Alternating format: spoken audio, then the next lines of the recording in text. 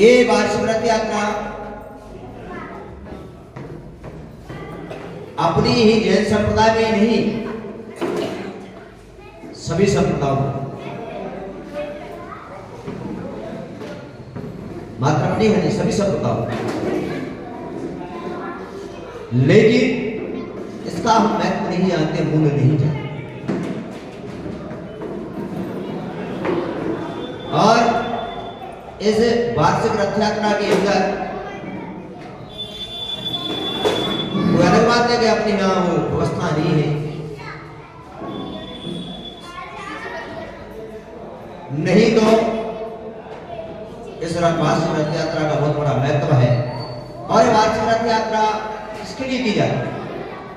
धर्म की प्रभावना, धर्म की प्रभावना की जाती है। और धर्म की प्रभावना करने के लिए नगर में भ्रमण किया जाता है कि जिनेंद्र भगवान की ये रथ यात्रा निकल रही है। इस जिनेंद्र भगवान की रथ यात्रा से धर्म की प्रभावना होती है और हम लोग उस धर्म की प्रभावना में सभी लोग चलते हैं और चलकर हमारे इस धर्म की प्रभावना के लिए क्या करना चाहिए? धर्म की प्रभावना के लिए रास्ते के अंदर में हमें परिचय देना चाहिए कि हमारे जिनेंद्र भगवान की शोभा यात्रा निकल रही है। बड़े बड़े जयकारा होना चाहिए। क्या होना चाहिए? रास्ते में क्या बोलना चाहिए? जयकारा। बस एक सभी बोलते हैं महावीर जयंती के समय, कब बोलते हैं ना, जब दो चार नारे समय लगा देते हैं, एक जियो और एक अहिंसा परमो, ऐसे ही बोलते हैं। अभी ऐसा क्यों नारे क्यों लगाना चाहिए हमको? इसे क्योंकि जयकारा लगाने से पता लगता है कि हमारे जिनेंद्र भगवान की यात्रा निकल रही है। और जब हम कहेंगे जियो और धर्म का संदेश होगा, स्वयं जियो और जीने तो अहिंसा परमो धर्म, यानी हमारा देश अहिंसा में है, हिंसा में नहीं है। जहां पर हिंसा हो रही है ये अलग बात है, लेकिन हमारा पूरा देश अहिंसा में है, यहाँ पर कोई हिंसा का प्रकरण नहीं है। तो इस प्रकार से जो शोभा यात्रा है तो अनेक प्रकार का आपको क्या करना चाहिए? जयकारों के साथ, अनेक प्रकार की इस प्रकार की व्यवस्थाओं के साथ चलना। अब जब ऐसा मन नहीं करेंगे तो किसको क्या पता? एक साधारण रूप से निकल गए, जैसे बारात निकल रही है, क्या निकल रही हो ना, तुम लोगों ने भगवान के सामने ये अपनी इतनी बड़ी शोभा यात्रा है, ना तुमने कोई जयकारा, ना कोई संदेश, और ना तुमने कोई भगवान के सामने भक्ति। अब यहाँ पर करोगे, अब यहाँ पर कौन देखेगा? अभी यहाँ पर अपना कार्यक्रम चलेगा, इसको अरे अपन तो सभी जानते हैं, लेकिन प्रभात में उसके बीच में करना कि दूसरे लोग भी जाने कि जैनों में भी जिनेंद्र भगवान की शोभा यात्रा निकलती है। और क्यों निकलती है, इसके फायदे क्या है, क्यों निकालती है? तो क्या करना चाहिए हमको? बंधु, शास्त्रों के अंदर एक घटना आती है और शास्त्रों में बताया जाता है कि रतनकर्ण श्रावकाचार्य ग्रंथ है। आज के नाम है किसी की तरफ से आए तो प्राइवेट था, फिर भी नाम नहीं बताओ। मतलब 3 महीना नाम बांटो, 4 तो मेरी नाक कटा कर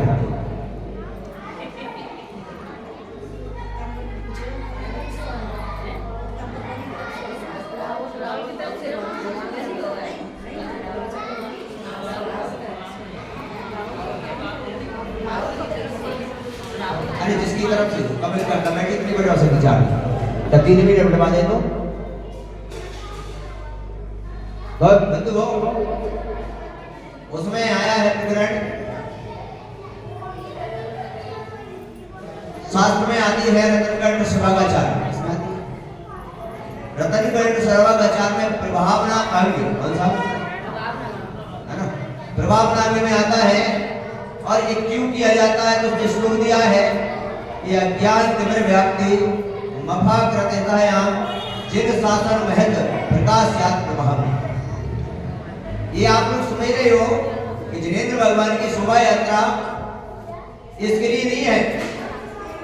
ये कह रहे हैं जिन शासन महत्व क्यों निकाली जा रही है क्योंकि जैसे ही जिनेंद्र भगवान की शोभा यात्रा निकलती है वैसे ही अज्ञान का अंधकार दूर होता चला जाता है और जितने जितने जीव उनके दर्शन करते हैं जहां जहां से भगवान की यात्रा निकलती है वहां वहां ज्ञान का प्रकाश क्या कह जाता है प्रकाश मिल जाता है और यह अंधकार जिस प्रकार सूर्य की किरण निकलते ही अंधकार भाग जाता है उसी प्रकार जिनेंद्र भगवान की शोभा यात्रा निकलती है तो नगर के अंदर उस नगर की जितनी जितनी जगह से निकलता है वहां का सभी प्रकार का दुर्भिक्ष सभी प्रकार के रोग सभी प्रकार की कुरीसा कुछ दूर। अब बताओ चल मुझे तो अच्छा हो रहा था कि हम भगवान जिनेंद्र की यात्रा निकल रही है और हम सभी दुकानों में आराम से क्या कर रहे हैं। सोचिए जरा विचार करिए जो जिनेंद्र भगवान के आशीर्वाद से तुम्हें सब कुछ मिलता है उनकी शोभा यात्रा में भी हम दुकान खोलकर बैठे। विचार करो थोड़ा। अरे जिनेंद्र भगवान की भक्ति से कितना पुण्य का संचय हो जाता है कितना पुण्य का संचय हो जाता है क्या कितना संचय हो जाता है। तो दर्शन पाठ में कहते हैं ना दर्शनम देव देवस्य दर्शनम पाप विनाशनम दर्शनम स्वर्ग सोपान दक्षिणम घोष। बोलो जिनेंद्र भगवान के दर्शन करने मात्र से जन्म जन्म के पापों का क्षय हो जाता है और उनके दर्शन मात्र करने से स्वर्ग में सौधर्मेंद्र जैसी संपदा को प्राप्त हो जाते हैं और जिनेंद्र भगवान के दर्शन करने से मोक्ष की प्राप्ति भी हो जाती है। अब बताओ और जिनेंद्र भगवान की शोभा यात्रा नगर में निकल रही है और हम दुकान में व्यापार कर रहे हैं और यहाँ पर कह रहे हैं कि सौधर्मेंद्र जैसी पदवी मिल जाए जहाँ पर इतनी संपत्ति मिल जाए एक सौधर्मेंद्र के पास इतनी संपत्ति होती है कि वो भगवान के 150 समूसण बना सकते 150 समूसण बना सकता है इतनी संपत्ति। सोचिए भगवान के दर्शन करने से ऐसे पद की प्राप्ति हो जाती है। अरे दुकान पर तुम क्या कमा दोगे 1000 2000 5000 बस के और क्या कर दोगे और वहां सौधर्मेंद्र जैसी पदवी जहां समोसण के 150 समोसण बनाए जाते।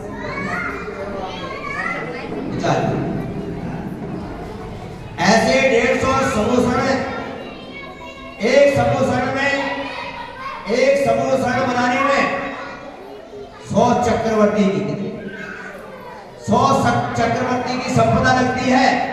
ऐसा एक समोसण बनता है ऐसे 150 समोसण बना सकता है। और विचार करो ऐसे जिनेंद्र भगवान की शोभा यात्रा जहां पर कितना पुण्य है रोज हम मंदिर आते हैं और साल में एक दिन ऐसा आता है कि जिनेंद्र भगवान तुम्हारे दरवाजे पर चढ़कर आते हैं फिर भी हम उनके दर्शन नहीं करते।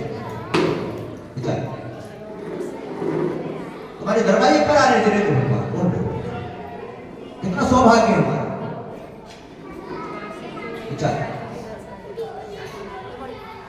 इसलिए भगवान कहते हैं अरे तू मेरे पास आ तो अरे तू 4 कदम तो चढ़कर आ मेरे पास। तू 4 कदम चढ़ के आएगा तो मैं 100 कदम तेरे पास चलकर आएगा पर आ तो मेरे पास तो।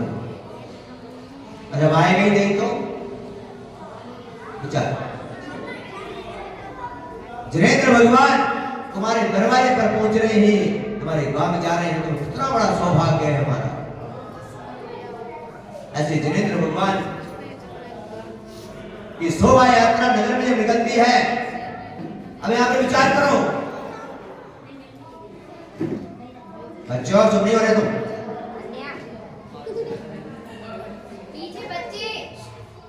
बंधु, जिन शासन महत्व यानी जिन शासन की एक महत्व बना रहे, जिन शासन का हमारे ये बना रहे, क्या इसके लिए प्रकाशयान प्रभावना, इसलिए प्रभावना की जाती है, नगर में शोभा यात्रा लगाई जाती है कि जिन शासन की महत्ता को हम भूल न जाएं। हमारे जिनेंद्र भगवान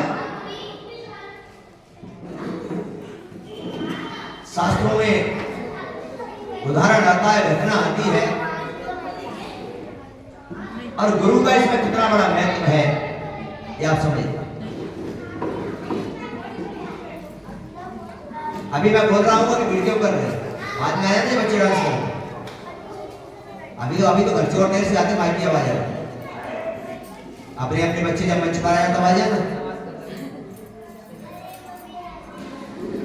बंधु हो, आपको वृत्तांत पता होगा, एक यहाँ पर एक व्यक्ति जो था, और वो व्यक्ति की पत्नी ने कहा कि जाओ मुझे आम खाना है। क्या खाना है?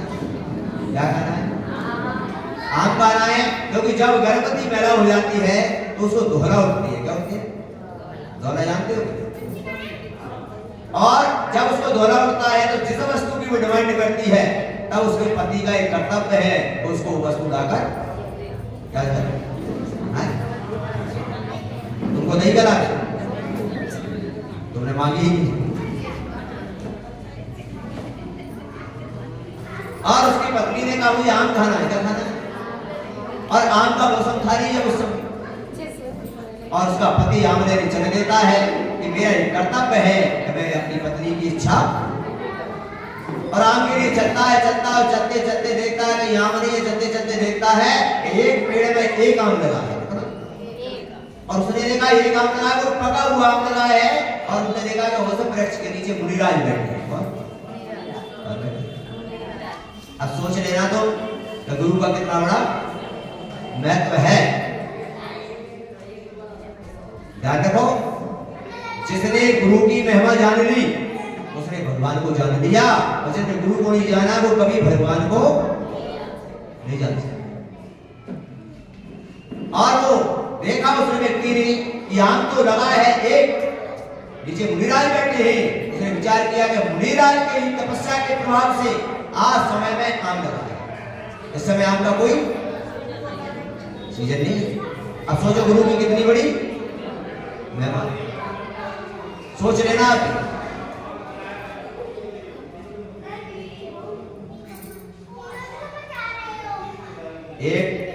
एक दो व्यक्ति वॉलंटियर बनके जो भी शोध कर रहा है वो बंद करो।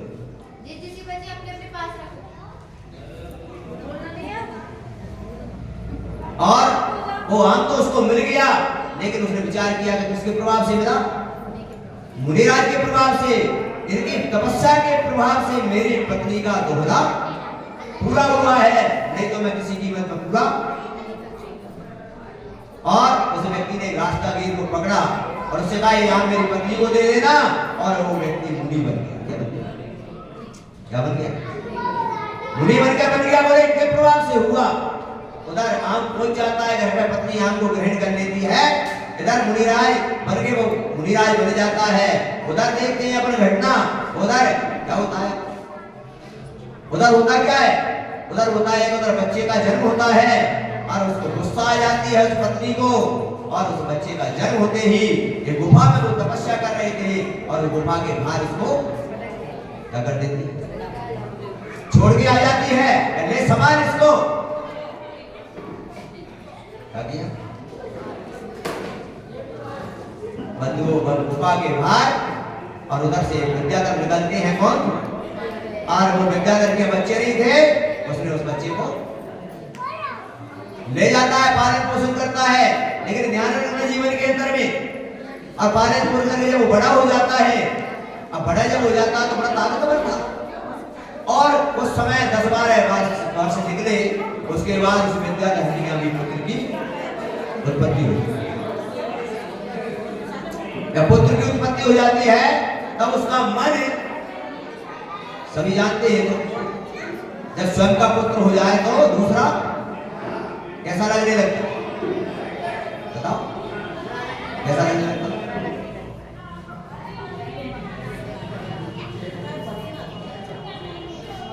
बंधुओं, और उस समय जब उसने उसको देखकर एक ने कहा, एक पड़ोसन से कहा कि ये पुत्र मेरा तो नहीं है, इसको तो हम। तब उस लड़के के कान में पहुंच जाती है बात, और वो लड़का अपने पिता से पूछता है क्या बात है। जब जोर जबरदस्ती करके पूछता है तब पूछता है कि इस प्रकार से क्या हम तो जो लेकर आए। तब उसने देख लिया, सुन लिया, तब उसके मन में खेद आया, विचार आया, और उसने कहा कि इसके मन में ऐसा भाव है। तब उसने अपने पिता का नाम पूछा तो बता दिया कि तुम्हारे पिता मुनि हैं। ओहो, उस मन के विचार में आया कि संसार में क्या है, और उसने कहा चलो, और वो भी अपने पिता के पास जाकर मुनि दीक्षा को क्या कर लेते, ग्रहण कर लेते हैं। विचार करो थोड़ा, अरे तुम भी तो संसार में पराये हो कि नहीं? बोलो, तुम भी पराये हो, तुम्हारा अपना क्या है? कुछ नहीं। और मुनि दीक्षा धारण करके दोनों तपस्या करते करते और एक ग्राम में पहुंचते हैं, वहां पर निवास करते हैं, और निवास करते करते वहां पर विचार कर लेना। अब वहां पर एक वार्षिक रथ यात्रा निकल रही है। अब सोचना है वार्षिक रथ यात्रा का महत्व क्या है। आप सोच लेना, आप अगर जैन हो बनो, अगर आप जैनी हो तो सोच लेना, और नहीं हो तो मत सोचना। वार्षिक रथ यात्राओं पर निकाली जा रही है, राजाओं की परंपरा है।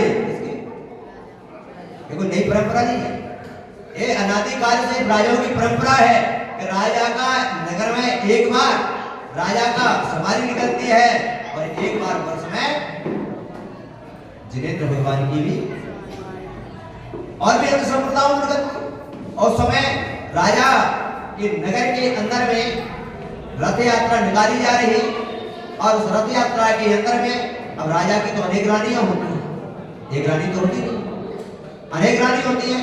और वहां पर जो रानी थी बौद्ध धर्म वाली, और बौद्ध धर्म रानी वाली ने कहा अपना प्रपंच चला के, अपना उसने सोचा कि राजा को अपनी बातों में लेकर, और बौद्ध धर्म का रथ यात्रा तैयार हुई, नगर में निकलने वाली है। और वो जिन धर्म को मानने वाली रानी उस समय आंखों में आंसू आ रही है और पश्चाताप कर रही है कि देखो मेरे जिन धर्म की प्रभावना होती है, क्या हो रही है, और प्रभावना किसकी हो रही है? बौद्ध धर्म की। अब सोच लो, तुम जैनी हो तो समझ जाना, जैनी हो तो समझ जाना, और जैनी ना हो तो बंधुओं कितना बड़ा महत्व है यहाँ पर। और उसको जब कहा, उसने चिढ़ा दिया बौद्ध धर्म वाली ने, तू बड़ी धर्मात्मा है, जिनेंद्र की भक्ति करती है यार, राजा ने मेरे कहने से, ओहो, उसके मन में विचार आ गया कि मेरे जिनेंद्र भगवान की क्या हो रही है। तुम तो जान नहीं कर, वो तो बौद्ध धर्म वाली ने। बंधुओं विचार करो, तुम्हारे खाने पीने के नाच गाने में कुछ नहीं रखा, धर्म की चर्चा शुरू होगी तो कुछ ज्ञान आएगा, कुछ नहीं रखा इसमें। बस तुम्हारा तो एक ही नारा है, क्या करना है? अरे घूमेंगे फिरेंगे, नाचेंगे गाएंगे, और बस एक ही नारा तुम्हारा। करते क्या हो तुम लोग? यही तो करते हो, खाया पिया, कहीं क्षेत्र पर जाओ, कहीं पर भी जाओ, कोई कार्यक्रम कराओ, खाया पिया, नाचे गाए, और खत्म, फिनिश। धर्म से कोई लेना देना। प्रवचन एक व्यक्ति सुनने को तैयार, क्या क्यों? क्योंकि मजे ही उसमें आ रहा है। एंजॉय लाइफ होगी, क्या होगी? पंच लाइफ होगी, और एंजॉय लाइफ कभी धर्म नहीं हो सकता। और बंधुओं दृढ़ निश्चय कर लिया उस रानी ने, कुछ भी हो जाए मैं जब तक अन्न पानी ग्रहण नहीं करूंगी, जब तक मेरे जिनेंद्र भगवान की गाड़ी निकलेगी, शोभा यात्रा नहीं निकलेगी। तुमने कहीं किया था संकल्प? क्या विचार करो, 1 बजे का टाइम लेने के बाद 3 बजे यात्रा निकल रही, और इस कोने पर भगवान आ गए। तब मैं पहुंचा, मैंने देखा पलट कर 10-20 आदमी नजर आए मुझे। बोलो, आप जिन धर्मी हो बिल्कुल नहीं, बिल्कुल जिन धर्मी नहीं हो तुम। अगर जिन धर्मी होते तो भगवान के मंत्र से श्री जी के साथ सभी लोग होते और भगवान की शोभा यात्रा में होते। 10-20 व्यक्ति वहां पर जा रहे हैं, मैंने गिनती की तो लोग यात्रा के कम और बैंड वाले जा रहे हैं।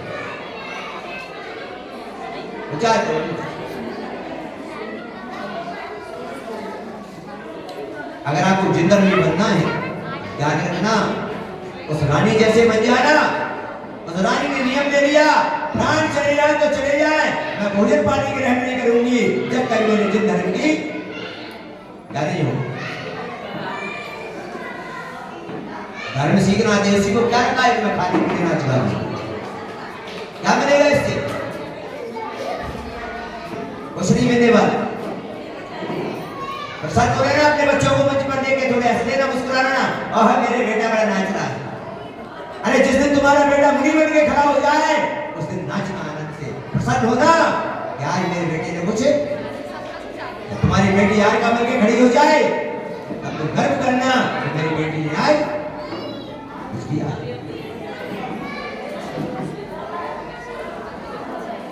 और उस समय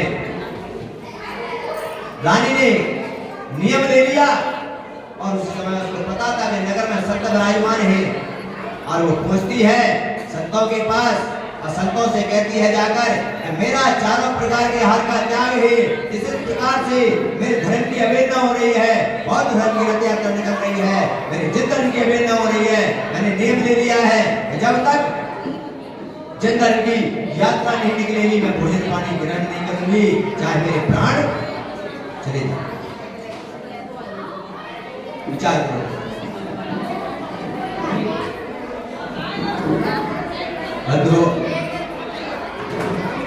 और उस समय जब वहां पर बैठे हुए मुनिराज उन्होंने कहा वज्रनामा नाम के मुनिराज थे, उनसे कहा उन्होंने पिता ने पुत्र से, जो पुत्र थे, कि तुम विद्याधरों के पास पढ़े हो, तुम्हारे पास अनेक प्रकार की विद्याएं हैं और तुम अपनी विद्याओं के द्वारा आप सब कुछ कर सकते हो। और उस विद्या के द्वारा वहां पर जब उसकी भक्ति देखी तब मुनिराय ने अपनी विद्या के द्वारा सारा बौद्ध धर्म का जो चल रहा था रथ है सारे में पता लगा। जिनेंद्र भगवान की प्रतिमा स्थापित हो गई और जिनेंद्र भगवान का रथ चलना शुरू हो गया और उसने भोजन पर पहुंचा। राजा ने देखा वास्तव में सच्ची जिन धर्म की एक जिन भगवान की ये रानी है जिसने अपने जीवन में कहकर ही नहीं करके दिखा दिया कि जिनेंद्र भगवान की प्रतिमा स्थापित हो गई और जिनेंद्र भगवान की रथ यात्रा हो गई और जय जयकार हो गई जिनेंद्र भगवान की। ऐसी जिनेंद्र भगवान की शोभा यात्रा का फल है,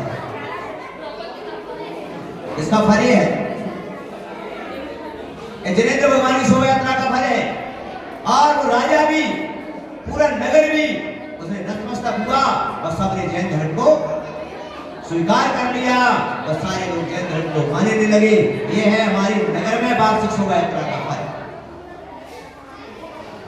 ऐसा तुम्हारे बीच में ऐसा कोई भी एक भी व्यक्ति ऐसा बैठा है खड़ा होकर मुझे बोल दे कैसा दृढ़ निश्चय वाला हो तो मैं जिनेंद्र भगवान की अवहेलना नहीं देख सकता और मैं ऐसे चारों प्रकार के हाल का त्याग कर ऐसी रानी दुनिया में अगर हो तो बताओ क्या उसको बदल दे।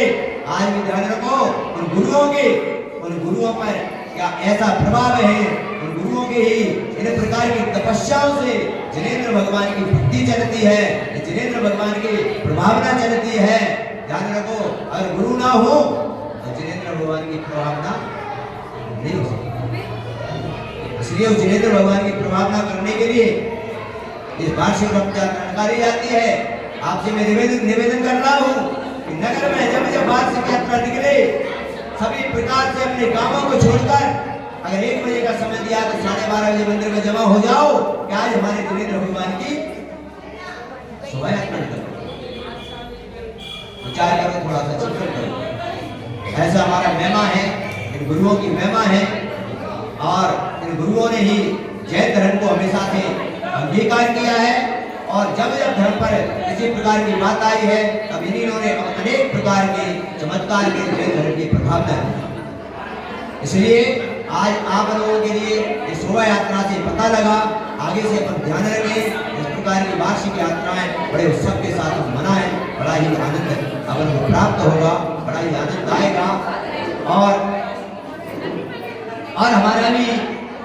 हमारा भी एक पुण्य था, और उस पुण्य से हमारे लिए भी तुम्हारे इस नगर की इस शोभा यात्रा में सम्मिलित होने का, भगवान की जिनेंद्र भगवान की शोभा यात्रा में सम्मिलित होने का हमें भी सौभाग्य प्राप्त हुआ।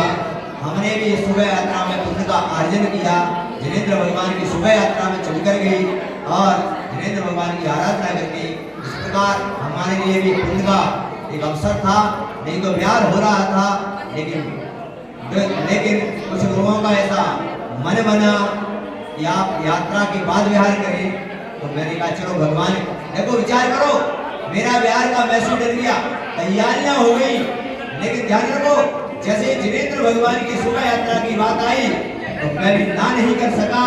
मैंने भी तुरंत बोल दिया कि जिनेंद्र भगवान की शोभा यात्रा के लिए मुझे कहा जा रहा है और मैं भी नहीं जाऊंगा, क्योंकि भगवान की अगर शोभा यात्रा के लिए नहीं रुकूं तो क्या करेंगे। तो भगवान की शोभा यात्रा में मैं भी सम्मिलित हुआ। आप सोचिए, हमने अपना लिखा हुआ बिहार के लिए कर दिया, किसके लिए? जिनेंद्र भगवान की शोभा यात्रा के लिए। तो क्या आप लोग अपने घरों के काम, क्या अपनी दुकानें, अपने अनुष्ठान बंद नहीं कर सकते? ठीक है, अब तुम्हारा नाच गाने का गाना शुरू होगा और मैं अपने कमरे में जाऊंगा। बड़े पंचपरमेष्ठी भगवान की जिनवाणी के गान से भवानी मस्तक नमः।